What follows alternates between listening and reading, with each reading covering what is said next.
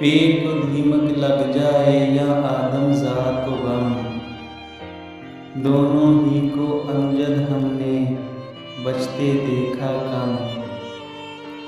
तारीकी के हाथ पे पैर करने वालों का सूरज की बस एक किरण से घुट जाता है दम।